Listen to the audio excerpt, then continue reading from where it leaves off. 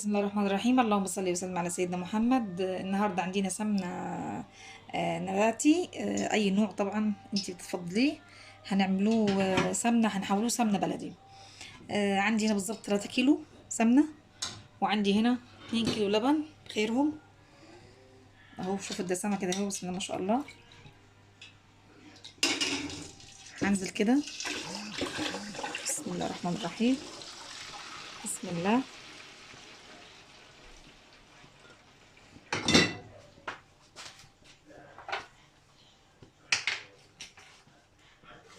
طبعا هنا هنحط لهم ايه، معلقه ملح. ابتدي احرك كده لغايه ايه الدنيا ما تغلي، وبعد كده هنشوف ايه المراحل بتاعتها.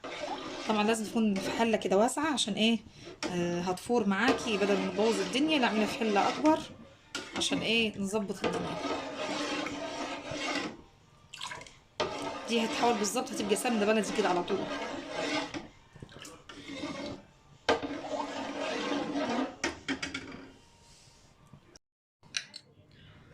طبعا دي كده لسه في مرحله الغليان، لسه هتبتدي تغلي.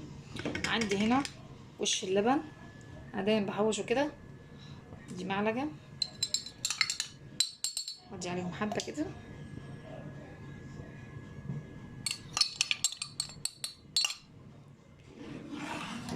هنقلب كده الدنيا دي كلها.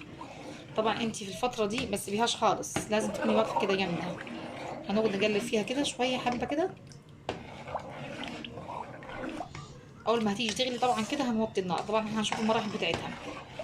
طبعا دي هتنفعنا في رمضان في الحلو والاكل والصواني يلا، رمضان كريم يا رب علينا وعليكم.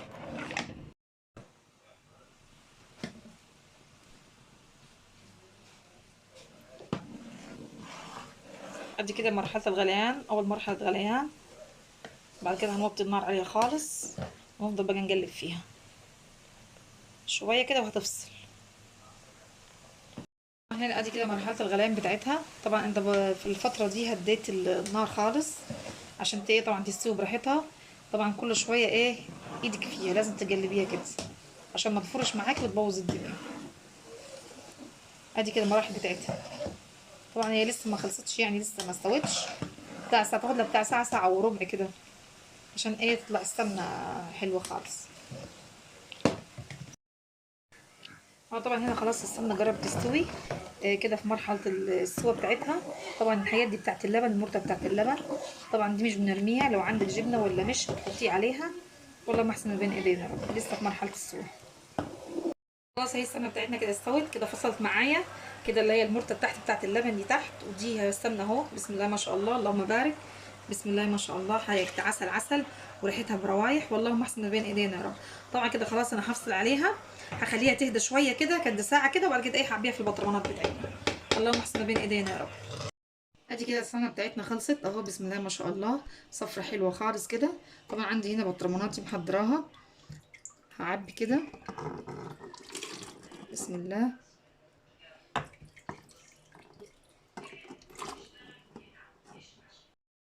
كده السمنه بتاعتنا خلاص خلصت اهو، عبيتها في البطرمانات اهو، صفرة كده زي الدهب، بسم الله ما شاء الله.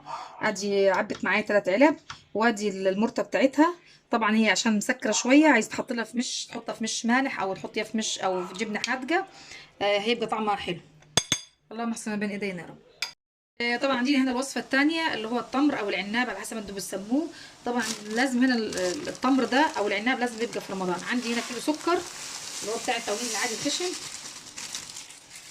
طبعا لو في اي حاجه كده ولا كده بنطلعها. عندي هنا بسم الله كيلو سكر، عليه معلقه ملح ليمون، معلقه اهو من معلقه الشاي الصغيره، ومعلقه بودره. طبعا انت بتجيبيها من عند العطار، بودره التمر او بودره العناب، واحده كده بس، ما تكتريش عشان ما يمررش. وعندي هنا دي بودره سايله، بسم الله.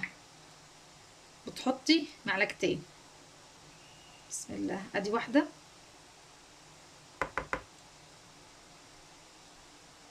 وادي التانيه،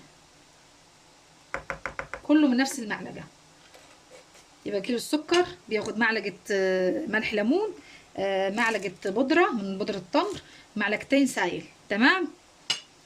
هقلب الدنيا دي كده كده كله كده مع بعض. طبعا انا هلبس جوانتي وهقلبه كده، وبس في الاخر هوريهولكم. كده ادي المكونات بدمجها مع بعض كده اهو. السكر بالملح الليمون بالبودره السايله، بالبودره اللي هي طبعا انا لابسه كيس بس عشان ايه اللون ما يدعكش ايدينا. تفضل تدعكي فيه كده بتاع 10 دقايق، وبعد كده طبعا ايه تعبيه في البطانات بتاعتك. يلا ورمضان كريم علينا وعليكم كلكم يا رب. ادي كده التمر بتاعنا جاهز او العناب جاهز. عندي هنا برطمانه ازاز، بعبي كده بسم الله. هنعبيه وبعد كده هنشوف مع بعض.